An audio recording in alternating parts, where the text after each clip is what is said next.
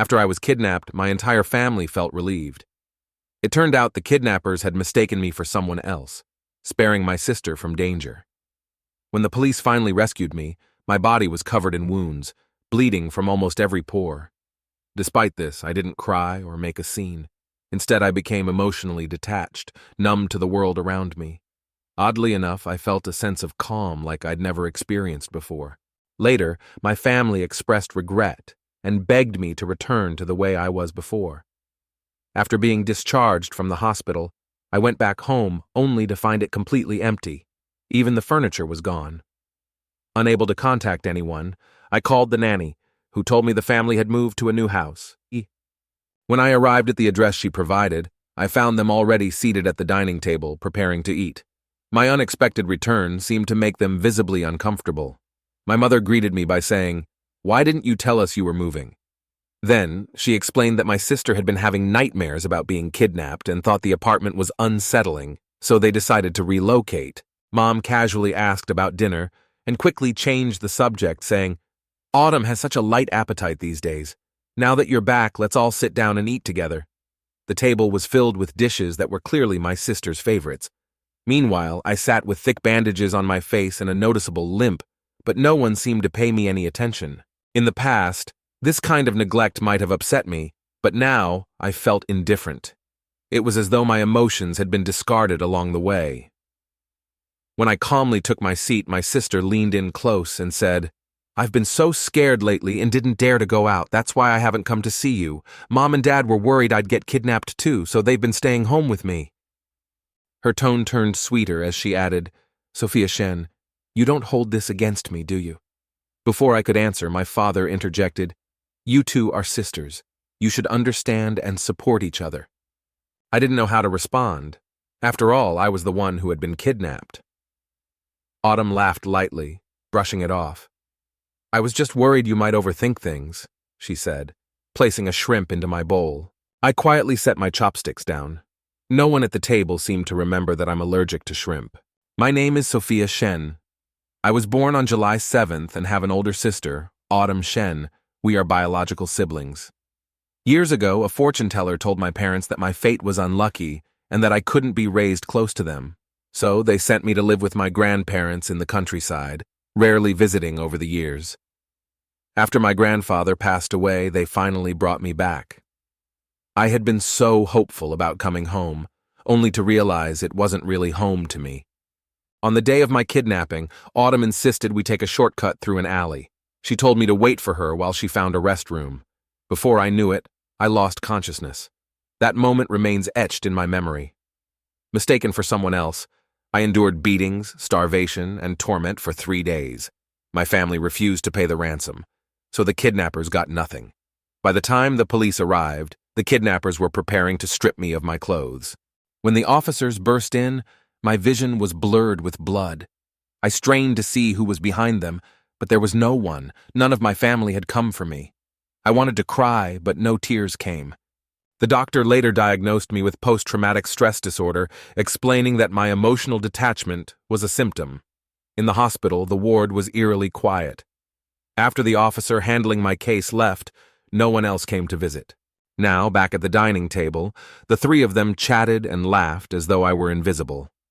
In the past, I might have tried to join their conversation, but today, I didn't feel like it.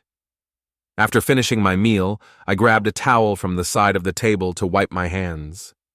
"Which room am I staying in?" I asked calmly. My mom hesitated briefly before saying, "The other rooms haven't been tidied up yet. Sophia, don't blame Mom and Dad. They've been so busy lately." Autumn chimed in, subtly protective of our parents, implying I was being unreasonable. "Did I say I was blaming anyone?" I replied evenly, placing the towel down. "I'll just choose an empty room. Take your time finishing dinner." As I slowly climbed the stairs, I overheard my parents talking. My father said, "I wonder where she gets that sharp tongue from." Autumn laughed, her tone light. "Don't mind her, Dad. Here, try the pigeon soup Mom made today." Mom sighed disapprovingly but reassured them, "It's fine. Sophia came back safely." Closing the door behind me, I shut out their voices. That evening, Noah returned home. He wasn't biologically related to the Shen family, but was adopted. Both Autumn and I called him our brother. As a child, I had dreamed of having an older brother who would protect me, and Noah fit that image perfectly, except he always sided with Autumn. He was openly hostile toward me, treating me as though I had stolen the attention that once belonged to her. From the moment he walked in, his face was full of disdain, and he didn't spare me a single glance. In the past, I had been naive, unable to read the room. I would try to get closer to him, greeting him warmly and offering him small gifts. Now, I wondered why I had ever bothered. I envied Autumn, jealous of the way she had the undivided love of the entire family. But as time passed, the things they did began to feel calculated and hollow to me. I realized I was hungry. Noah noticed my silence and stared at me for a moment before pulling out a gift bag. "I don't need your things," he said bluntly. Inside the bag was the emerald pendant I had carefully polished and given him as a birthday present. I had given him many gifts before, all of which he had openly rejected. Both he and Autumn seemed to enjoy humiliating me this way, leaving me feeling embarrassed and small. Now I understood. I had been completely naive about him. The table was set, but I had no appetite. It was covered in seafood, which I couldn't eat. Just looking at it made my injuries ache. Noah seemed momentarily surprised. In the past, I would have begged him to accept my gifts, but now I was straightforward. To him, this must have seemed like another ploy for attention. "Brother, what did Sophia send you?" Autumn asked, eagerly opening the bag before Noah could stop her. Inside, she found the pendant. "It's beautiful," she said. "Sophia really put a lot of thought into it. You should just accept it." Noah's lips pressed into a thin line. To accept the gift meant more than just accepting the pendant. It would mean accepting me. And that was something he couldn't do. His tone was firm as he said, "I can't take this." His rejection didn't faze me, but it left a sour feeling in my chest as I watched Autumn smile smugly.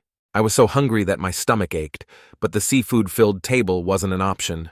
As I started to stand, Noah misunderstood my movement, grabbed my wrist, and said coldly, "I'll throw your things away." Autumn stood by, clearly entertained by the situation. If this had happened before, I would have cried. But instead, I took the pendant and tossed it into the trash myself. "Unnecessary things should be discarded," I said flatly, turning to leave. The room fell silent. The people at the table seemed startled, unfamiliar with this version of me. I didn't care. I walked away without looking back. Noah watched me go, his unease growing as the image of the girl he once dismissed as annoying began to shift in his mind. Beside him, Autumn tightened her grip on her chopsticks, her eyes darkening. I went out for dinner on my own and had a wonderful meal. When I returned, my parents were seated in the living room waiting for me. "Come here," they said. "We need to talk." I had a good idea of what they wanted to discuss. Since I'd come back, their interactions with me had been minimal, mostly limited to suggesting blind dates. They were uninterested in Autumn taking part in such arrangements, especially since her relationship with Noah was quietly evolving. My return had changed the dynamics. As the less favored daughter, I was the perfect candidate for these connections. "Sophia, the youngest son of the Yun family, has just returned to the country," my mother said. "He's about your age. You should meet him, have a meal, and chat." She continued, "We were so worried about you after your kidnapping.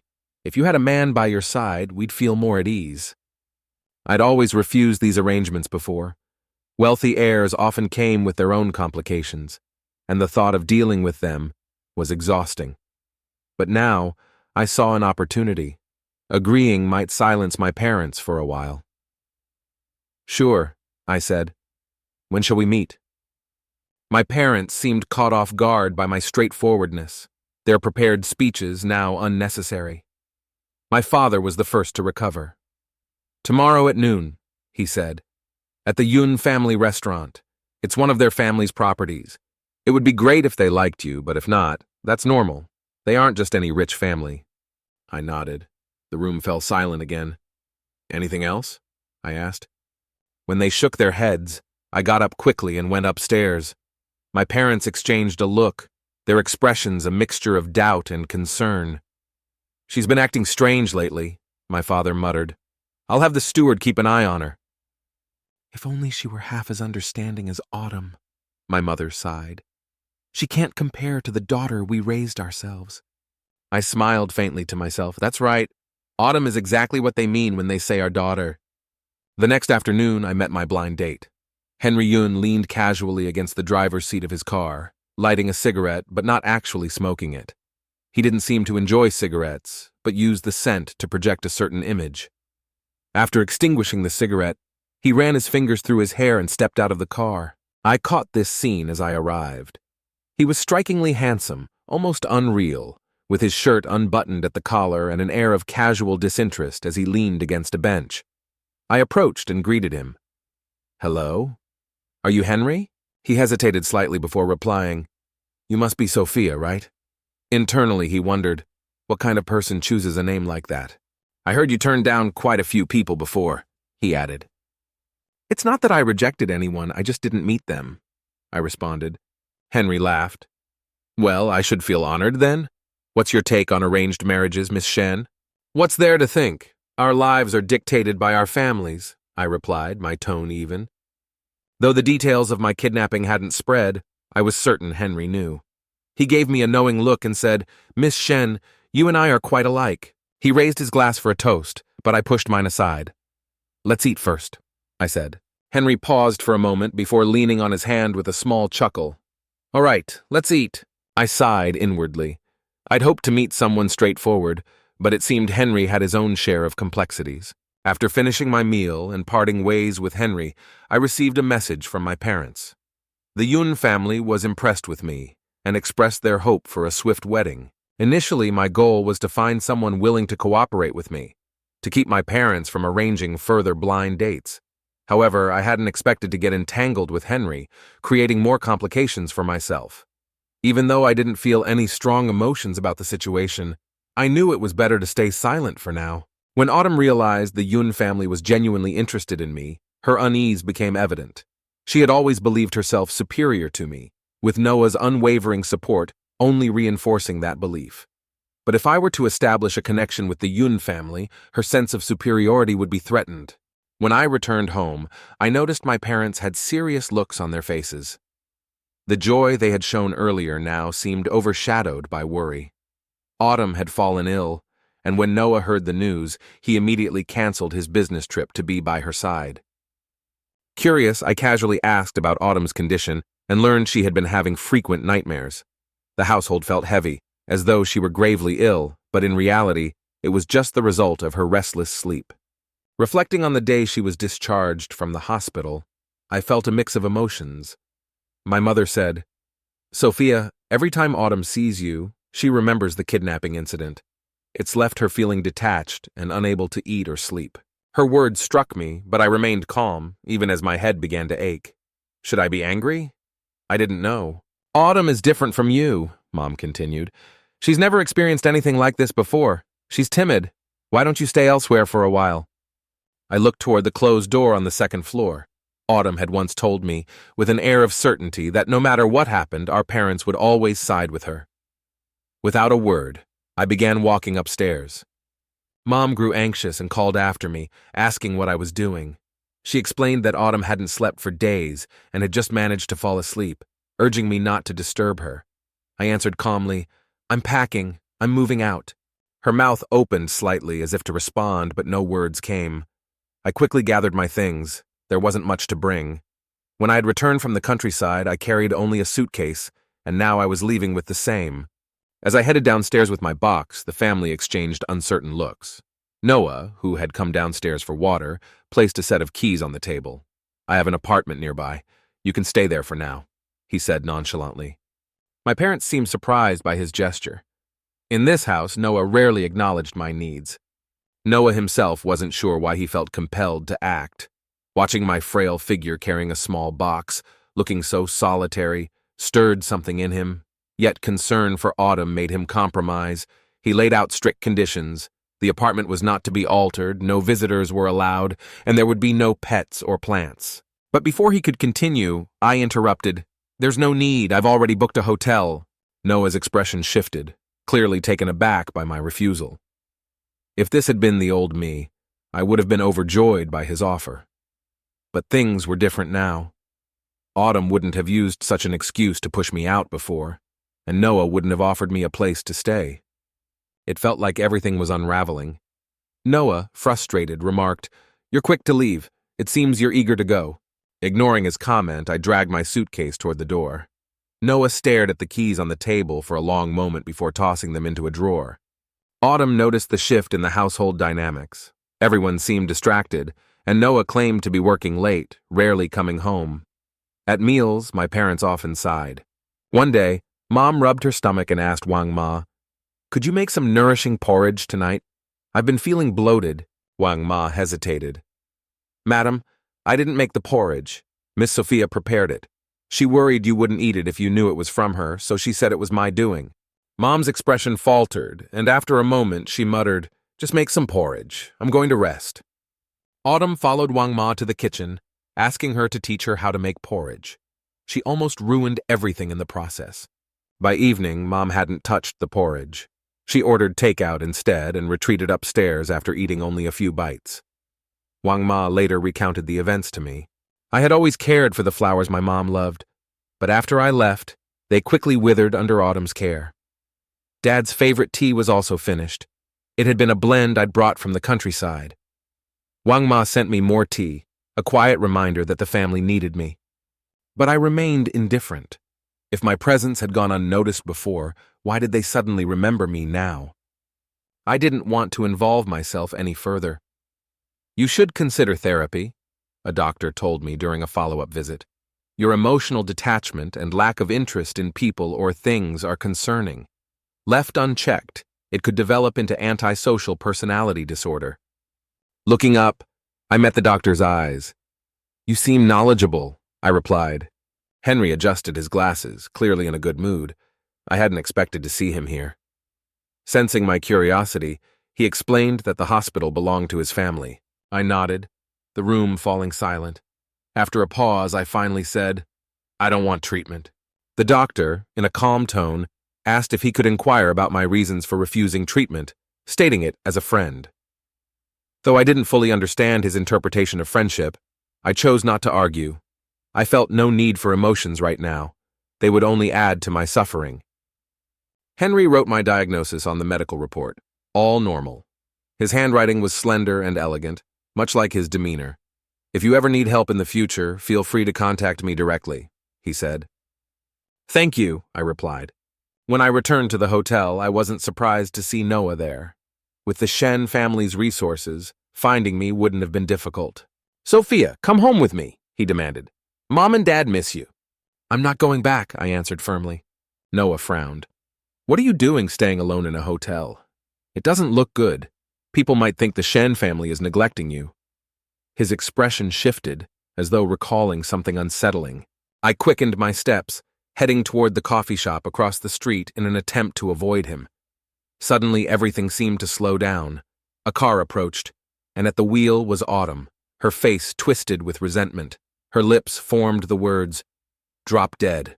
Out of the corner of my eye, I saw Noah running toward me. Then everything went black. When Noah reached me, I was lying in a pool of blood. His gaze shifted in disbelief to the driver's seat where Autumn sat. Pain and confusion filled his expression. How could it be Autumn?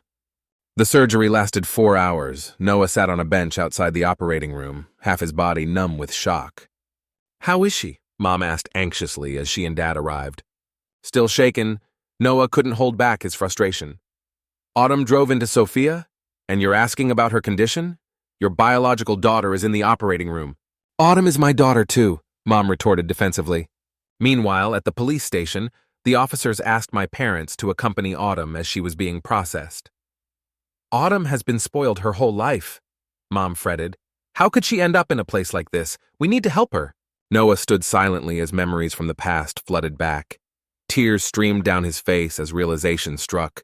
No wonder Sophia doesn't want to come back. He addressed his parents. "Sophia spent 16 years in the countryside, and we never visited her. The day before she returned, Autumn suddenly became ill and cried, saying she was afraid we wouldn't love her anymore. We spent all night comforting her and missed picking up Sophia. Later, when Mom went to buy gifts for Sophia, Autumn cried again, and you gave her all the gifts instead." "What are you trying to say?" Mom asked, confused. Noah didn't answer directly, muttering instead, "Why did I ever think Sophia would try to take everything from Autumn? We've never treated them fairly." When the operating light finally went off, I was wheeled out. Still groggy from anesthesia, I vaguely registered the presence of my parents and Noah by my bedside. This hospital stay felt vastly different from the last one. Before I could speak, Dad addressed me first. "Sophia, you need to help Autumn. She was taken back to the police station because she tried to flee after hitting you. The surveillance footage captured everything. Legally, it's a hit and run." They pleaded with me, asking if I could claim I'd had suicidal thoughts. This way, Autumn wouldn't be held accountable. A cold wave coursed through my body, matching the chill of the IV drip. "You're asking me to lie and claim I was suicidal to protect your daughter after she ran me over?" Mom clasped my hand, startled by its icy touch. "I know this feels unfair, but Autumn is your sister. Once she's back, you can say whatever you like." I pulled my hand away, the pain in my body echoing my discontent. "Don't even think about it. Not only will I not help her, but I will also personally take legal action against her." Mom stood abruptly, her voice rising. "Sophia, how dare you?" The nurse entered, firm but polite. "The patient needs to rest. Those not involved, please leave." My parents hurried out without another word. Noah stayed back for a moment. "Don't let their words get to you. Do whatever you need to do," he said before following them. I noticed him clutching the jade pendant I had given him for his birthday, the same one he had thrown away, prompting me to discard it. The doctor approached and asked, "Are you still in pain? Can you move?" I looked at him, annoyed. "Is your hospital so understaffed that a psychiatrist has to manage surgical wards?" Henry removed his mask, revealing his sharp features. "You're quite peculiar," I remarked. "I helped get rid of those people for you, and instead of thanking me, you're upset. Quite the attitude." He leaned closer, studying my face. "Your face is fine," he said. "But you've certainly had your share of bad luck. Out of the hospital and right back in. Were you trying to see me on purpose?" "You seem very concerned about my health," I quipped. Henry examined my chart with a sigh. I knew my injuries weren't severe, but repeated harm was taking its toll. "I can't eat anything cold or spicy. It's such a hassle," I complained. He didn't respond, only gazing at me with a faint sadness in his eyes. His words from earlier suddenly made sense. During my 2 days in the hospital, Henry brought me meals in a thermos daily, joking that it was his way of saving lives. One day he said, "Your sister's been sued." I sipped my porridge, processing his words. "You're still concerned about her?" I asked. He continued, "I overheard your parents the other day. They found a way to get Autumn out of jail."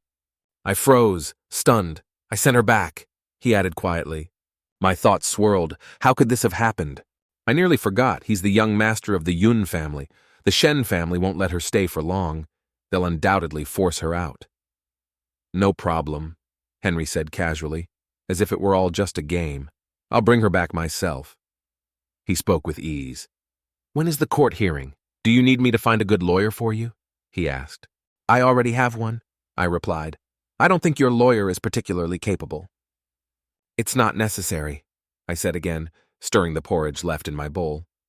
"How could that be?" Henry countered. "Lawyer Zhao is a close friend of my grandparents. If you run into any difficulties, just let me know. I'm your guardian angel." His cold joke didn't amuse me. Henry wasn't the kind of person to act without reason, so I was sure he had a hidden agenda for helping me. I asked him directly, and his smile faded. "Do you have an ulterior motive?" he shot back. I thought for a moment, and realized my question was unfair. He looked slightly disappointed. "All right," he said. "I do have my reasons. But what help do you need?" "I don't like being indebted to others," I replied. Henry gathered the dishes I had emptied, winked, and said, "We can talk about this later." Before long, the day of the car accident trial arrived. The Shen family showed up with 2 lawyers, exuding confidence and strength.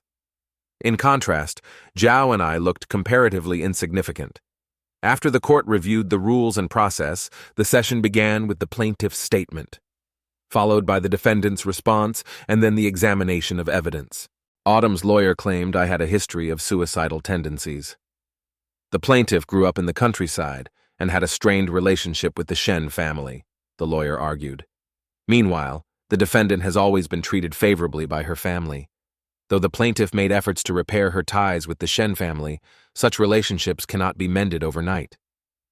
The lawyer went on, suggesting that over time, Autumn's hopes for familial acceptance faded. As the Shen family continued to favor me, jealousy took root, which supposedly led to suicidal thoughts. Their claims twisted the truth. While I had indeed faced cold treatment from the Shen family, I had long since stopped feeling pain from their favoritism. My thoughts were far from fragile, and I had no reason to entertain suicidal notions. "I have no such tendencies," I said, my voice steady and calm. Autumn, however, interrupted, accusing me of being jealous of the Shen parents' love. "I'm not jealous," I replied firmly. "How could you say that?" she retorted, her voice rising. "I've seen you crying alone at home." She painted me as someone consumed by jealousy and prone to harming myself. Her words caused a visible shift in the Shen family's demeanor. Their faces grew grim.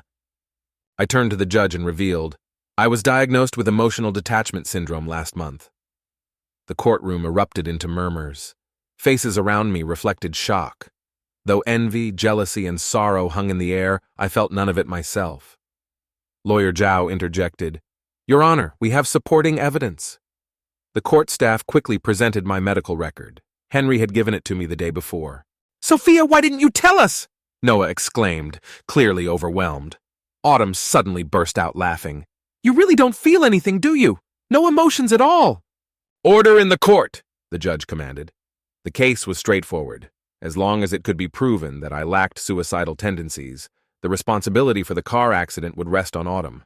Her glare was sharp, filled with resentment, as though she wanted me erased from existence. In the end, she was sentenced to 1 year in prison with a year of probation. "Sophia, you did well," someone remarked. Though Autumn avoided serving time, her new criminal record was a bitter pill to swallow. Her parents' expressions were even more complicated. Despite the tension, I told them, "There's no need to dig deeper into this matter."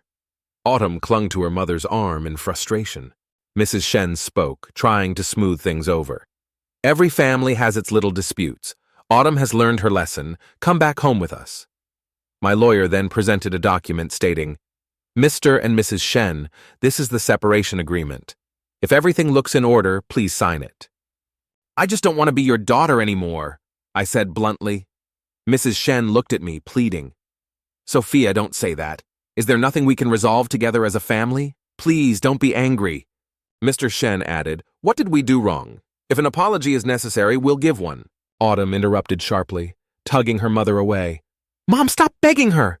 If she wants to cut ties, let her." I removed my jacket, revealing a backless tank top. Gasps filled the room as the scars on my back came into view. Some were remnants from a kidnapping, others from the car accident. Each mark carried its own story of pain. "I'm done with the Shen family's bias and mistreatment," I said. "I don't want to continue suffering." Though I had lost all emotions, the physical pain still lingered, especially on rainy days. "I've already signed the papers. I hope you'll finalize this quickly." I began packing my belongings, ready to leave. Autumn's voice cut through the air, tinged with satisfaction. "Think this through, Sophia. Without the Shen family's name, you'll lose all your worth, and don't think the Yun family will take you in either." I glanced at her, realizing this was exactly what she wanted. She smiled triumphantly, clearly imagining my downfall. Despite arguments from my lawyer, it was Noah who made the final decision. The Shen family ultimately signed the documents. As Lawyer Zhao handed the papers to me, I felt a mix of weight and lightness in the two sheets. I had no guilt towards my grandparents. From this point on, my life would be mine alone. They finally gave me the chance to move from a state of drifting to a place of stability, allowing me to move forward without any restraints. I am no longer anyone's daughter. I am simply myself. The Yun family, the Shen family. Sophia has cut ties with them. I had arranged for the Chen family's daughter to meet with me over the weekend, but when Henry frowned slightly, I chose not to go. "I'll only marry her," he declared. Henry exited the company building with a red handprint visible on his right cheek, yet his expression remained calm and unaffected. Someone nearby asked, "How did it go? Was it smooth?" The old man kicked me out, Henry replied. So the shares in the company are no longer my concern. Well, now you can finally begin your plan. Congratulations, the other person said. I want to leave the Yun family openly and on my own terms, Henry stated, intending to sever all connections and even reduce its members to working as seamstresses. You're truly a remarkable person, and I honestly admire you. Henry's mother had been hurt by the Yun family, and ever since he was a child, he had been determined to take revenge. For 20 years, Henry endured everything to collect enough evidence to ruin the Yun family. Now that Chairman Yun was aging and planning to leave him some shares, Henry showed no interest. His sole focus remained on avenging his mother. Henry rubbed his face and turned to me, asking, "Were you laughing at me just now?" "No, you misunderstood," I said, raising a glass of water to conceal my mouth. "You were laughing, weren't you? Even boredom is an emotion," he insisted. I denied it aloud, but inwardly, I realized something. I felt as though I had broken free from some invisible chain. The emotions I had lost seemed to be returning, little by little. Not long after, the Yun family, a prominent company that had been a cornerstone of the city for decades, suddenly crumbled. Several wealthy families connected to it, including the Shen family, also went bankrupt. Factories were closed and properties were auctioned off. Once wealthy individuals were reduced to the status of ordinary people.